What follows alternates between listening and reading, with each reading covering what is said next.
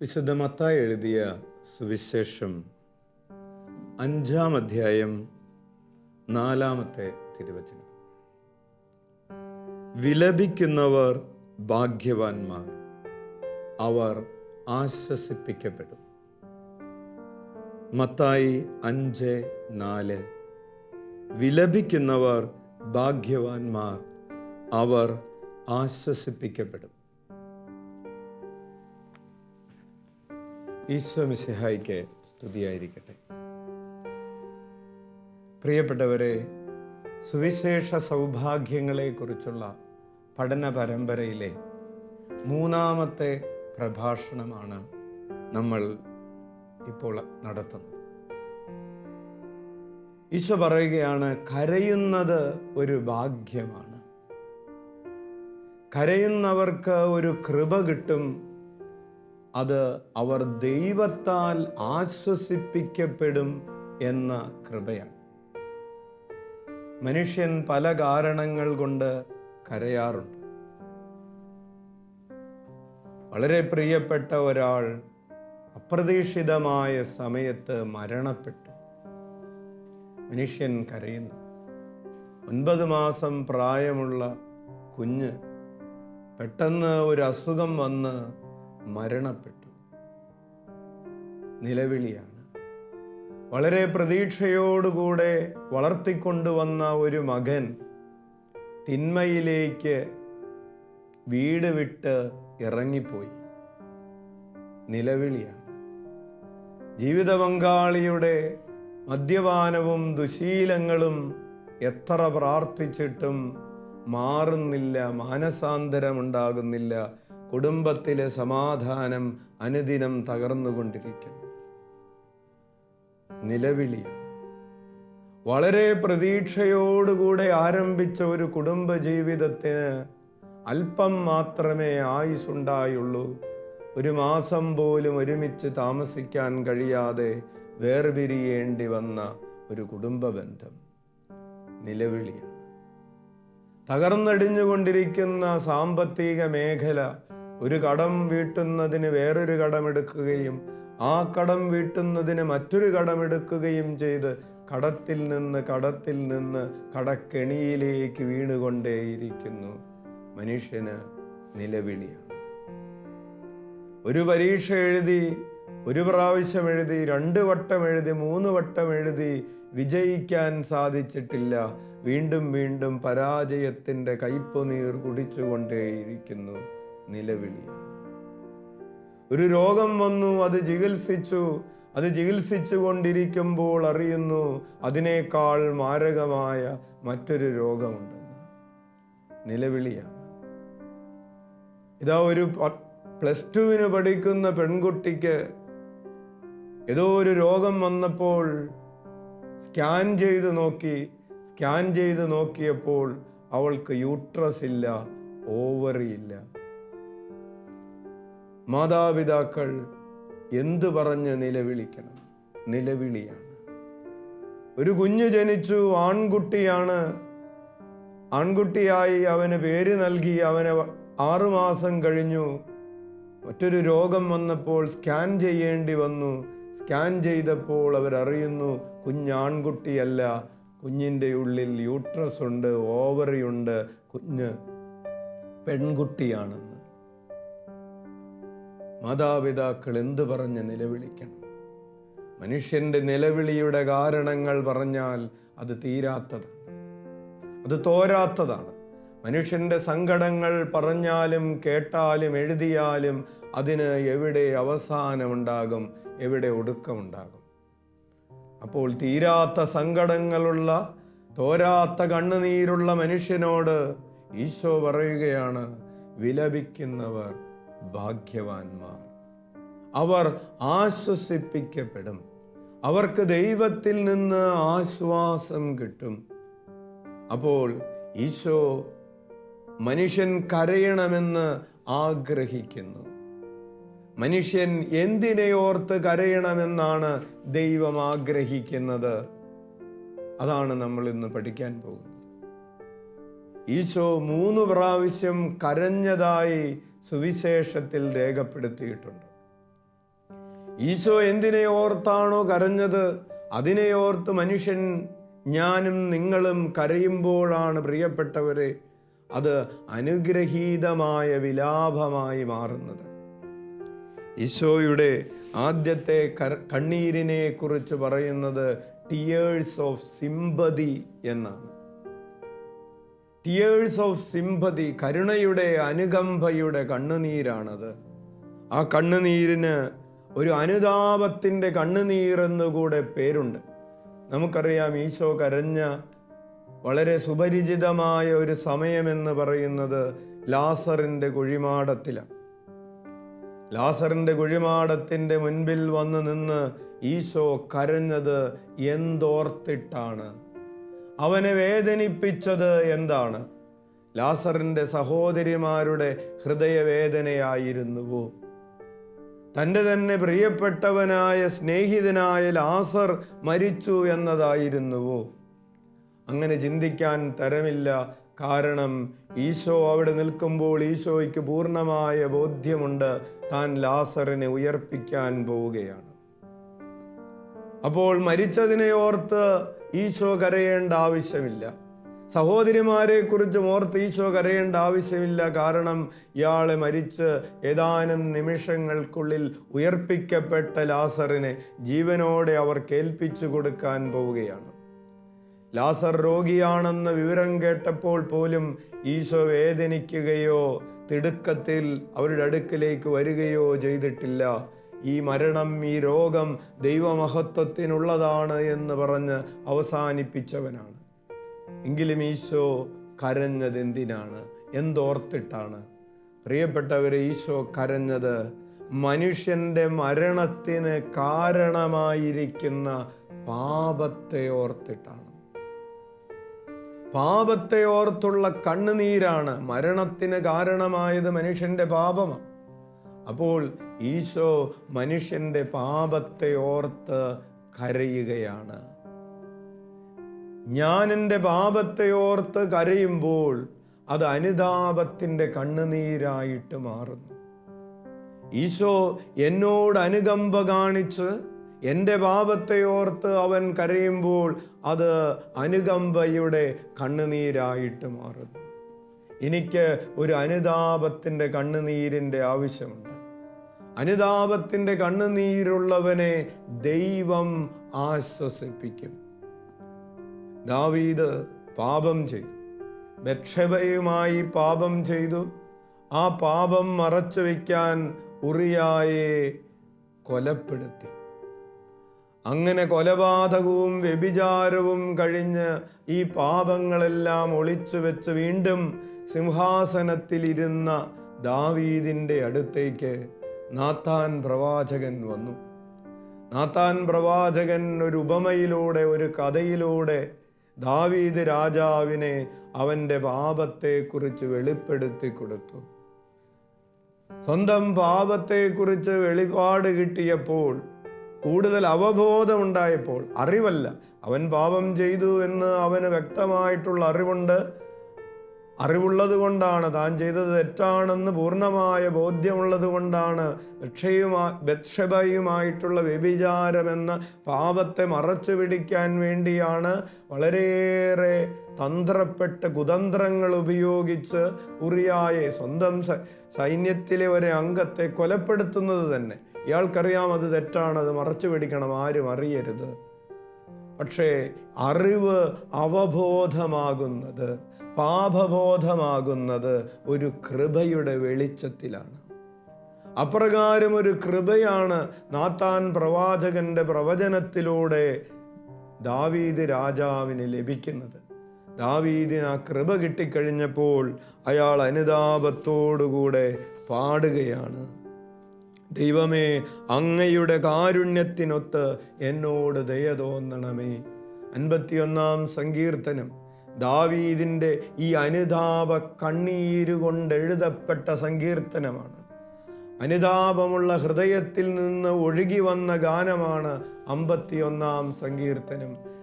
ദാവീദ് പാടുകയാണ്, ദൈവമേ, അങ്ങയുടെ കാരുണ്യത്തിനൊത്ത് ഇനി എൻ്റെ കഴിവിലല്ല, നിൻ്റെ കൃപയിലാണ്, നിൻ്റെ കരുണയിലാണ് എൻ്റെ ആശ്രയം. എന്നോട് ദയ തോന്നണമേ. അങ്ങയുടെ കാരുണ്യാതിരേകത്തിനൊത്ത് എൻ്റെ അതിക്രമങ്ങൾ മായ്ച്ചു കളയണമേ. എൻ്റെ പാപത്തെ മായ്ച്ചു കളയാൻ ഇനി എനിക്ക് കഴിയുകയില്ല. പാപം ചെയ്ത എനിക്ക് എൻ്റെ തന്നെ പാപത്തിന് പരിഹാരമാകാൻ കഴിയുകയില്ല. കർത്താവ്, നിൻ്റെ കാരുണ്യാതിരേകത്തിനൊത്ത് നിൻ്റെ ദയയാൽ എൻ്റെ പാപങ്ങൾ നിൻ്റെ തിരുരക്തത്താൽ മായ്ച്ചു കളയണമേ. എൻ്റെ അകൃത്യം നിശേഷം കഴുകിക്കളയണമേ. എൻ്റെ പാപത്തിൽ നിന്ന് എന്നെ ശുദ്ധീകരിക്കണമേ. ഞാൻ ബലഹീനനാണ്, ഞാൻ കഴിവില്ലാത്തവനാണ്. എൻ്റെ അതിക്രമങ്ങൾ ഞാൻ അറിയുന്നു. എൻ്റെ പാപം എപ്പോഴും എൻ്റെ കൺമുൻപിലുണ്ട്. അങ്ങേക്കെതിരായി, അങ്ങേക്ക് മാത്രമെതിരായി ഞാൻ പാപം ചെയ്തു. അങ്ങയുടെ മുൻപിൽ ഞാൻ തിന്മ പ്രവർത്തിച്ചു. അതുകൊണ്ട് അങ്ങയുടെ വിധി നിർണയത്തിൽ അങ്ങ് നീതിമാനാണ്. പാപത്തോടെയാണ് ഞാൻ പിറന്നത്. അമ്മയുടെ ഉദരത്തിൽ ഉരുവായപ്പോഴേ ഞാൻ പാപിയാണ്. ഹൃദയ പരമാർത്ഥതയാണ് അങ്ങ് ആഗ്രഹിക്കുന്നത്. ആകയാൽ എൻ്റെ അന്തരംഗത്തിൽ ജ്ഞാനം പകരണമേ. ഹിസോപ്പ് കൊണ്ട് എന്നെ പവിത്രീകരിക്കണമേ. ഞാൻ നിർമ്മലനാകും. എന്നെ കഴുകണമേ. ഞാൻ മഞ്ഞിനേക്കാൾ വെണ്മയുള്ളവനാകും. എന്നെ സന്തോഷഭരിതനാക്കണമേ. പ്രിയപ്പെട്ടവരെ, ആവർത്തിച്ച് പ്രാർത്ഥിക്കുകയാണ് ദാവീദ്. ദൈവമേ, നീ എന്നെ കഴുകണമേ. നിന്റെ കുരിശിൽ ചിന്തിയ തിരുരക്തത്താൽ എനിക്ക് പാപമോചനം നൽകണമേ. എന്നെ നിർമ്മലനാക്കണമേ. എന്തുകൊണ്ടാണ് മറ്റൊരാളോട് എന്നെ കഴുകി വിശുദ്ധീകരിക്കണമേ എന്ന് പ്രാർത്ഥിക്കുന്നത്? കാരണം എന്നെ തന്നെ നിർമ്മലനാക്കാൻ ഇനി എനിക്ക് കഴിവില്ല. പ്രിയപ്പെട്ടവരെ, ഈ അഷ്ടസൗഭാഗ്യങ്ങളിൽ ഓരോന്നും നമ്മൾ സ്വയത്തമാക്കുന്നത് നമ്മുടെ കഴിവുകൊണ്ടല്ല. കർത്താവ് മിശിഹായുടെ അനന്തമായ കരുണയുടെ ബലത്താലാണ്. നമ്മെ നീതീകരിക്കുന്നത് ഈശോയാണ്. നമ്മളൊരു പുണ്യം ചെയ്യാൻ പരിശ്രമിക്കുകയും അതിൽ വിജയിക്കുകയും ചെയ്യുന്നുണ്ടെങ്കിൽ അത് നമ്മുടെ കഴിവുകൊണ്ടല്ല, കർത്താവിൻ്റെ കരുണ കൊണ്ടാണ്. Hallelujah, hallelujah. അതുകൊണ്ട് ഒരാളിൽ അനുതാപ കണ്ണീരുണ്ടാവുകയും ആ അനുതാപത്തിൻ്റെ ഫലമായി അയാളുടെ പാപങ്ങൾ മോചിക്കപ്പെടുകയും നിർമ്മലമായൊരു ഹൃദയം വീണ്ടും രൂപപ്പെടുകയും ചെയ്യുന്നത് സ്വന്തം കഴിവുകൊണ്ടല്ല, അത് കർത്താവിൻ്റെ ദയയാണ്. Hallelujah, hallelujah. നിനവേ നിവാസികൾ യോനായുടെ പ്രസംഗം കേട്ടപ്പോൾ, പ്രവചനം കേട്ടപ്പോൾ, നിങ്ങൾക്കെതിരെ ദൈവം കോപിച്ചിരിക്കുന്നു, നിങ്ങളെ നശിപ്പിക്കാൻ ദൈവം തീരുമാനിച്ചിരിക്കുന്നു എന്ന പ്രഘോഷണം കേട്ടപ്പോൾ അവർ അനുതപിക്കുകയും ചാക്കുടുത്ത് ചാരം പൂശി ഉപവാസം പ്രഖ്യാപിച്ച് തങ്ങളുടെ പാപങ്ങളെ ഓർത്ത് അവർ കരയുകയും ചെയ്തു. ദൈവം അവരോട് കരുണ കാണിച്ചു. Hallelujah, hallelujah. പ്രിയപ്പെട്ടവരെ, രാജാക്കന്മാരുടെ 1-ാം പുസ്തകത്തിൽ 21-ാം അധ്യായത്തിൽ മനോഹരമായ ഒരു കഥയുണ്ട്. ആഹാബ് രാജാവ് തൻ്റെ പാപത്തെ ഓർത്ത് കരഞ്ഞു എന്ന നമ്മെ വിസ്മയിപ്പിക്കുന്ന ഒരു സ്റ്റേറ്റ്മെൻ്റ് ഉണ്ട്. ആഹാബ് രാജാവ് ദുഷ്ടനായ രാജാവായിരുന്നു. ജസബൽ ആയ തൻ്റെ ഭാര്യയുമായിട്ട് ചേർന്ന് ഒത്തിരിയേറെ ദുഷ്ടകർമ്മങ്ങൾ ചെയ്ത ഒരാളായിരുന്നു. നാബോത്തിൻ്റെ മുന്തിരിത്തോട്ടം ഇഷ്ടപ്പെട്ട ഈ ആഹാബ് രാജാവിന് ആ മുന്തിരിത്തോട്ടം കിട്ടാൻ വേണ്ടി നാബോത്തിനെ നുണ പറഞ്ഞ് കൊന്ന് അതിനുശേഷം ആ മുന്തിരിത്തോട്ടം സ്വന്തമാക്കുന്നതിന് വേണ്ടി ചെന്ന് നിൽക്കുന്ന ആഹാബിൻ്റെ അടുത്തേക്ക് ദൈവം ഏലിയാ പ്രവാചകനെ അയച്ചു. ഏലിയാ പ്രവാചകൻ അവനോട് പറയുകയാണ്, നീ അവനെ കൊലപ്പെടുത്തി അവൻ്റെ വസ്തു കയ്യേറിയോ? നീ അവനെ കൊലപ്പെടുത്തി അവൻ്റെ വസ്തു കയ്യേറിയോ? അവനോട് വീണ്ടും പറയുക, കർത്താവ് അരുളി ചെയ്യുന്നു, നാബോത്തിന്റെ രക്തം നായ്ക്കൾ നക്കി കുടിച്ച സ്ഥലത്ത് വെച്ചു തന്നെ നിന്റെ രക്തവും നായ്ക്കൾ നക്കി കുടിക്കും. നിന്റെ തലമുറകളും നിന്റെ പ്രിയപ്പെട്ടവരും നിന്റെ രാജ്യവും ഇല്ലാതെയാകും, നീ അവസാനിക്കും, നീ തീർന്നു പോകും എന്നൊരു പ്രവചനമാണ് ഏലിയ ആഹാബിന് നൽകുന്നത്. അഹാബിനോട് പറയുകയാണ്, 1 രാജാക്കന്മാർ 21:25, ഭാര്യയായ ജസബലിന്റെ പ്രേരണയ്ക്ക് വഴങ്ങി കർത്താവിന് അനിഷ്ടമായത് പ്രവർത്തിക്കാൻ തന്നെ വിറ്റ ആഹാബിനെ പോലെ ആരും ഉണ്ടായിട്ടില്ല. ഇവൻ പാപത്തിന് തന്നെ വിറ്റു എന്നാണ് വചനം എഴുതിയിരിക്കുന്നത്. അയാളുടെ ആത്മാവിനെ അയാൾ വിറ്റു. എങ്കിലും ആഹാബ് ഇത് കേട്ട് വസ്ത്രം കീറി. ആഹാബ് അനുതപിക്കുകയാണ്. ആഹാബ് ഇത് കേട്ട് വസ്ത്രം കീറി ചാക്കുടുത്ത് ഉപവസിക്കുകയും ചാക്കു വിരിച്ച് ഉറങ്ങുകയും മനം തകർന്ന് തല താഴ്ത്തി നടക്കുകയും ചെയ്തു. അവൻ അനുതപിക്കുന്നു, അവൻ ഉപവസിക്കുന്നു, അവൻ തൻ്റെ വസ്ത്രം കീറുന്നു, ചാക്കുടുക്കുന്നു, തല താഴ്ത്തി നടക്കുന്നു. അവൻ്റെ ഹൃദയത്തിൽ അനുതാപത്തിൻ്റെ കണ്ണുനീർ. ഈ അനുതാപത്തിൻ്റെ കണ്ണുനീര് കണ്ടപ്പോൾ ദൈവം പറയുകയാണ്, ആഹാബ് എൻ്റെ മുൻപിൽ എളിമപ്പെട്ടത് കണ്ടില്ലേ? അവൻ തന്നെ താഴ്ത്തിയതിനാൽ അവൻ്റെ ജീവിതകാലത്ത് ഞാൻ നാശം വരുത്തുകയില്ല. പ്രിയപ്പെട്ടവരെ, അനുതാപത്തിൻ്റെ കണ്ണുനീരുള്ളവൻ അവൻ ദൈവത്താൽ ആശ്വസിപ്പിക്കപ്പെടും, അനുഗ്രഹിക്കപ്പെടും. ഈശോ നമ്മോട് പറയുന്നത്, നിനക്ക് അനുതാപത്തിൻ്റെ കണ്ണുനീരുണ്ടാകട്ടെ.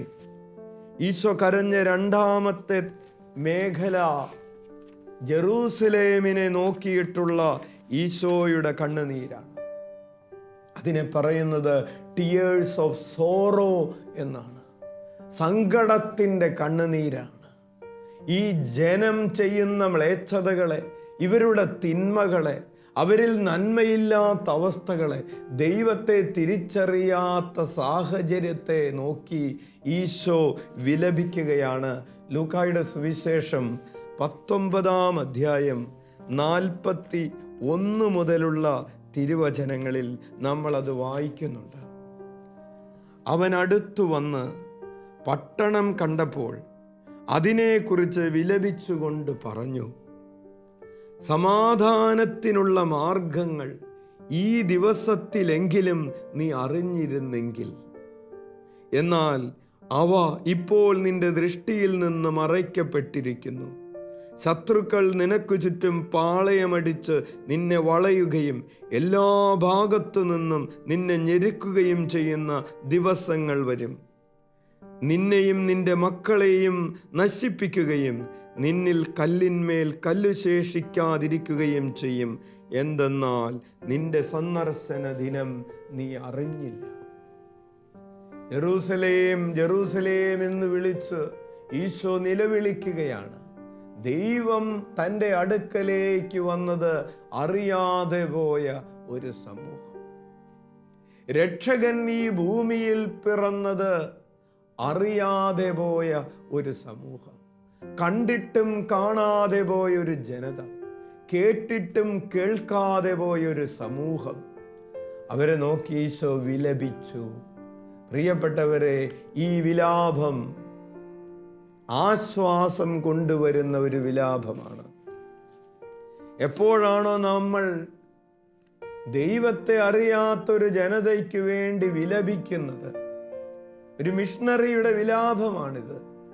ഇതുവരെ സുവിശേഷം പ്രഘോഷിക്കപ്പെട്ടിട്ടില്ലാത്ത ഇടങ്ങളുണ്ട്. ഇതുവരെ ഈശോയെക്കുറിച്ച് കേട്ടിട്ടില്ലാത്ത ആളുകളുണ്ട്. അവിടെ വചനം പ്രഘോഷിക്കപ്പെടുന്നതിനു വേണ്ടി നിന്റെ ഹൃദയത്തിൽ ഒരു വിലാപമുണ്ടാകുമ്പോൾ ആ വിലാപം അനുഗ്രഹീതമായൊരു മനോഭാവമാണ്. ദൈവം നിനക്ക് ആശ്വാസം കൊണ്ടുവരും. നീ ഇപ്രകാരം വിലപിക്കുന്നുണ്ടോ എന്നതാണ് ചോദ്യം. 119-ാം സങ്കീർത്തനം 136-ാമത്തെ തിരുവചനം.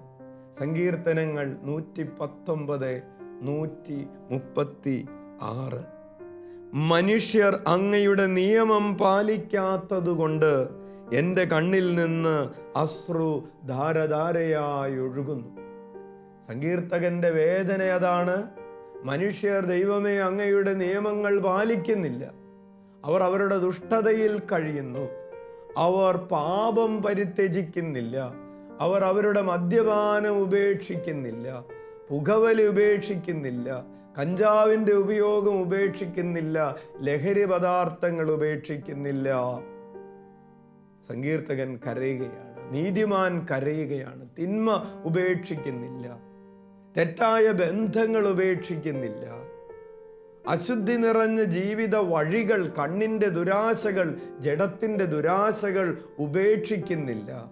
ഒരു പാപത്തിൽ നിന്ന് മറ്റൊരു പാപത്തിലേക്ക് പാഞ്ഞു നടക്കുകയാണ്. അങ്ങനെ പാപത്തിൽ നിന്ന് പാപത്തിലേക്ക് പാഞ്ഞു നടക്കുന്നു. ഹൃദയവേദനയാണ്. ഇവർ പാപത്തിൽ കഴിയുന്നുവല്ലോ.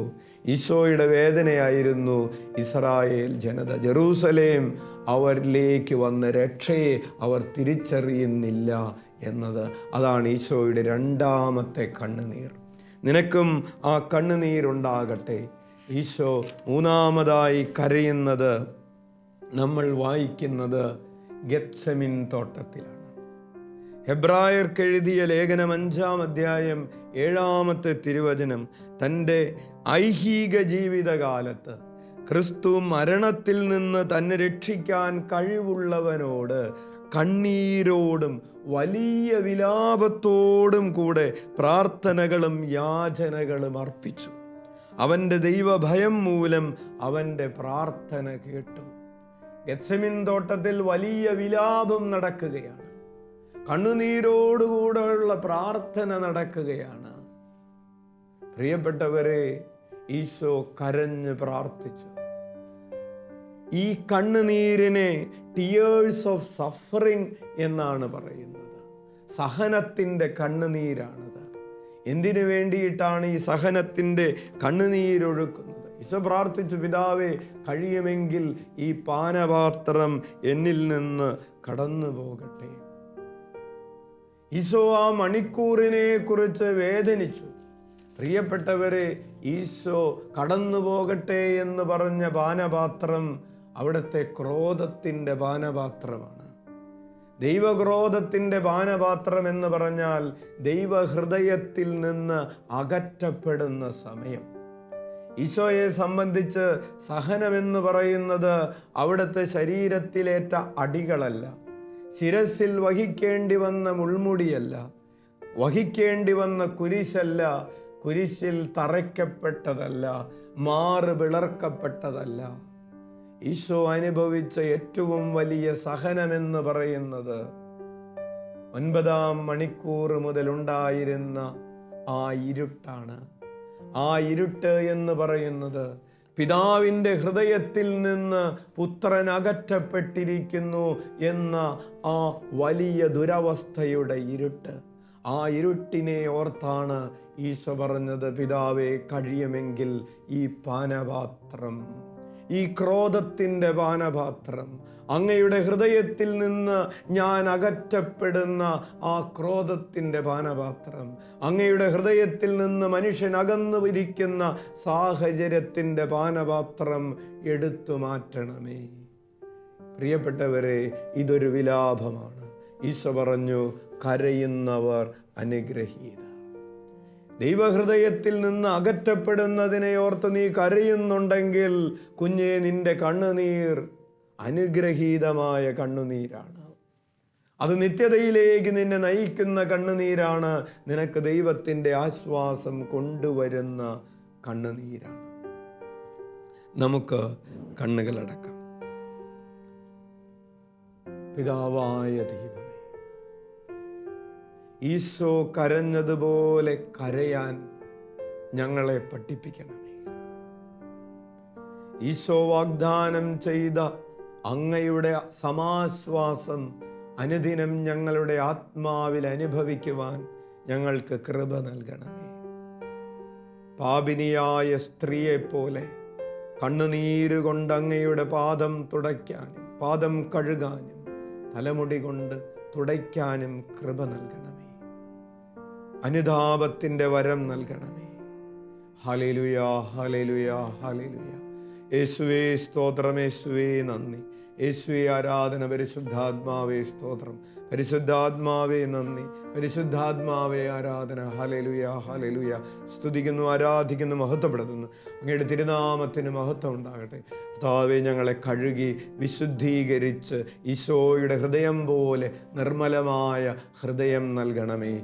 Hallelujah, hallelujah. യേശുവേ സ്തോത്രം, യേശുവേ നന്ദി, യേശുവേ ആരാധന. പരിശുദ്ധാത്മാവേ സ്തോത്രം, പരിശുദ്ധാത്മാവേ നന്ദി, പരിശുദ്ധാത്മാവേ ആരാധന. ഈശോ മിശിഹായിക്ക് സ്തുതിയായിരിക്കട്ടെ.